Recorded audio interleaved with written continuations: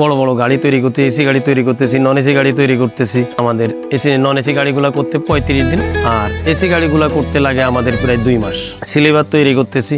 বাস তৈরি করব কিভাবে মাথায় আসলো, এগুলা আমাদের কম্পিউটারের মাধ্যমে দেখা যাচ্ছে। আমরা একটা কালার তৈরি করি, কালার তৈরি করে আমরা আমাদের গাড়িতে যেটা হয়তো বসে আমরা একটা কালার বের করি, একটা গাড়ি বের করি। এই গাড়িটা এরকম করলে কিরকম হবে, কিরকম সৌন্দর্য হবে, মার্কেট পাওয়া যাবে কেমন, এই মডেলটা মানুষ চয়েস করবে কিনা, সেই হিসাব করেই কিন্তু আমরা একটা গাড়ির কাজ ধরি। হয়তো আমি বলি, হয়তো মালিক বলতেছে ভাই এরকম এসি গাড়িটা আছে, এই মডেলটা দেখেন, উনি আমাদেরকে ছবি দিলে যে ভাই এই মডেলে আমাদেরকে গাড়ি তৈরি করে দেন। আমরা ওটা দেখে আর কি আমরা কমপ্লিট করে দিই। তারপরে যদি আমাদের চয়েস না হয়, আমরা বলি যে স্যার আপনারা এইভাবে করবেন না, আমি যে মডেলটা দেখতেছি এই মডেলটা আমি গাড়ি করছি, এই ছবিটা আমার কাছে আছে, আপনারা এই মডেলটাই করেন। তখন ওরা হয়তো আমাদের মতোই করবে, আর নয়তো বলবে যে না আপনারা এইভাবেই করে দেন। এটাই আর কি। কত টাকার মতো কস্টিং বলতে, আপনার একটা নন এসি গাড়ি বডি তৈরি করতে গেলে 19 লক্ষ থেকে 20 লক্ষ টাকা লাগবে সবকিছু কমপ্লিট করতে। আপনি চ্যাসিসটা দিয়ে যাবেন, আমরা বডিটা আপনার সাথে কথা হবে 19 লাখ নয় 20 লাখ, এর ভিতরে আমরা সবকিছু কমপ্লিট করে দিব।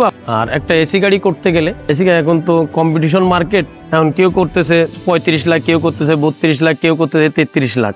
তো এখন ওনারা যেইভাবে টাকা দিবে সেইভাবেই কাজ হবে, ওইভাবে আমরা গাড়িটা তৈরি করি। তবে 35-এর নিচে করা সম্ভব হয় না একটা এসি গাড়ি।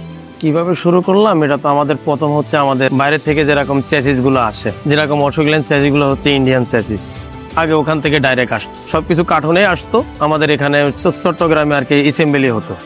বাস তৈরি করব কিভাবে মাথায় আসলো, প্রতিটা জিনিসেরই কিন্তু একটা মাপকাঠি আছে। আমরা যে কাজটা করি, এই কাজটা কিন্তু একটা ড্রয়িং এর মাধ্যমে হয়। ড্রয়িং এর মাধ্যমে থাকতে আমাদের ওস্তাদরা যারা করে গেছেন, ওনাদের থেকে আমাদের শেখা, ওনাদের থেকে আমাদের মাপকাঠি জানা, ওখান থেকে আমরা মাপ করতে করতে আমরাও কিন্তু ওস্তাদ হয়ে গেছি। এখন আমাদের থেকে অনেক মানুষ আমাদের থেকে শিখতেছে। এটা সবকিছু নিজের থেকেই তৈরি, নিজের থেকে মাপকাঠি। ওস্তাদ থেকে যতটুকু নেওয়ার ততটুকু আমরা নিছি। সব ওস্তাদ থেকে একটা জিনিস কি, মেন কথা, ওস্তাদ থেকে যতটুকু শেখা ততটুকুই আমাদের কাছে অনেক মূল্যবান সম্পদ। কারণ ওনাদের থেকে নিয়েই কিন্তু আমরা এগুলা ব্রেন খরচ করে আমরা নিজেদের কাজে লাগিয়ে আমরা এরকম একটা বড় প্রতিষ্ঠান করে বসছি, এবং কি বড় বড় গাড়ি তৈরি করতে, এসি গাড়ি তৈরি করতেছি, নন এসি গাড়ি তৈরি করতেছি, সিলিভার তৈরি করতেছি। বড় কিছু আমাদের নিজেদের জ্ঞানের মাধ্যমে আমরা তৈরি করতেছি। এটা বাস একটা নন এসি বাস তৈরি করতে গেলে আপনার 1 মাস 30 দিন 35 দিন, যেরকম মনে করেন এখন ঈদ উপলক্ষে আর একটু সময় কম লাগে। ঈদ উপলক্ষে সময় কম লাগে বলতে মনে করেন সবারই হিসাব থাকে যে আমি গাড়ি ডেলিভারি করে বাড়িতে যাব। আর এমনি মনে করেন ঈদ চাঁদ ছাড়া হচ্ছে এমনি মনে করেন যে ছেলেপেলে হয়তো একটু ছুটি বেশি করে, তার ব্যক্তিগত সমস্যাগুলো সে বেশি দেয়, মূল্য দেয়, গ্যারেজের ব্যাপারটা মূল্য কম দেয়। আর যখন ঈদের টাইম আসে সবারই তো হিসেব থাকে যে আমি গাড়িগুলো ডেলিভারি না দিলে তো আমি মালিক আমাকে টাকাও দিব না, আমি বাড়িতেও যেতে পারবো না। সেই হিসাব করে আর কি আমাদের নন এসি গাড়িগুলো করতে 35 দিন, আর এসি গাড়িগুলো করতে লাগে আমাদের প্রায় 2 মাস। কালেক্ট করার হিসাব হচ্ছে আমাদের এখানে কিন্তু গ্লাস মিস্ত্রিও আলাদা, কিন্তু গ্লাস মিস্ত্রি আলাদা হলে আমাদের নিয়ন্ত্রণেই থাকে। রং মিস্ত্রিও আলাদা, আমরা নিজেরাও রং মিস্ত্রি রাখি, আমাদের মাধ্যমেই থাকে।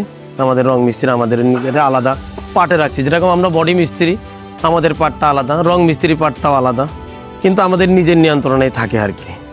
আর যেরকম লাইট সাবজেক্ট, ওয়ারিং সাবজেক্ট, এগুলো সব আমাদের ইসেরই নিয়ন্ত্রণে থাকে। আমাদের চয়েস মতোই আমরা ইসেরই করি। আর কালারটা তো মনে করেন যে এখন তো সব কিছুই হচ্ছে কম্পিউটার সিস্টেম, আধুনিক সিস্টেম, ডিজিটাল বাংলাদেশ। এখন এইগুলা আমাদের কম্পিউটারের মাধ্যমে দেখা যাচ্ছে। আমরা একটা কালার তৈরি করি, কালার তৈরি করে আমরা আমাদের গাড়িতে যেটা হয়তো বসে আমরা একটা কালার বের করি, একটা গাড়ি বের করি। এই গাড়িটা এরকম করলে কিরকম হবে, কিরকম সৌন্দর্য হবে, মার্কেট পাওয়া যাবে কেমন, এই মডেলটা মানুষ চয়েস করবে কিনা, সেই হিসাব করেই কিন্তু আমরা একটা গাড়ির কাজ ধরি। হয়তো আমি বলি, হয়তো মালিক বলতেছে ভাই এরকম এসি গাড়িটা আছে, এই মডেলটা দেখেন, উনি আমাদেরকে ছবি দিলে যে ভাই এই মডেলে আমাদেরকে গাড়ি তৈরি করে দেন। আমরা ওটা দেখে আর কি আমরা কমপ্লিট করে দিই। তারপরে যদি আমাদের চয়েস না হয়, আমরা বলি যে স্যার আপনারা এইভাবে করবেন না, আমি যে মডেলটা দেখতেছি এই মডেলটা আমি গাড়ি করছি, এই ছবিটা আমার কাছে আছে, আপনারা এই মডেলটাই করেন। তখন ওরা হয়তো আমাদের মতোই করবে, আর নয়তো বলবে যে না আপনারা এইভাবেই করে দেন। এটাই আর কি। হ্যাঁ, আমার গ্যারেজের নাম হচ্ছে ডিসেন্ট ইঞ্জিনিয়ারিং ওয়ার্কস। ঠিক আছে। আর আমাদের প্রতিটা গাড়ির যে গাড়িগুলাই করি না কেন, যেখানে যাবেন, গাবতলিতে যান, আপনি মহাখালীতে যান, আর গুলিস্তানে যান, আর সাইদাবাদে যান, যেখানে যান, গাড়ির পিছনে আমাদের নাম্বার থাকে ডিসেন্ট ইঞ্জিনিয়ারিং ওয়ার্কশপ। যারা যেখান থেকে যে গ্যারেজ থেকে বেরিয়েছে না কেন, আমাদের নেম প্লেট থাকে গাড়ির পিছনে, এবং কি গাড়ির চাপায়, এবং কি আমাদের গ্যারেজের সামনে আমাদের নেম প্লেট দেওয়া থাকে। ওখান থেকে আপনি ইসের কালেক্ট করে করতে পারবেন। হয়তো আমি একটা গাড়ি আপনাকে করে দিলাম, আরেকজনকে করে দিলাম, হয়তো গাড়িটা দেখে আপনার চয়েস হলো, আপনি আমার নাম্বারটা কোথায় পাবেন, হয়তো সেই মালিক থেকে নিলেন, কিংবা আপনার গাড়ির পিছনে নাম্বার আছে সেখান থেকে নিয়ে আপনি আমার সাথে যোগাযোগ করলেন।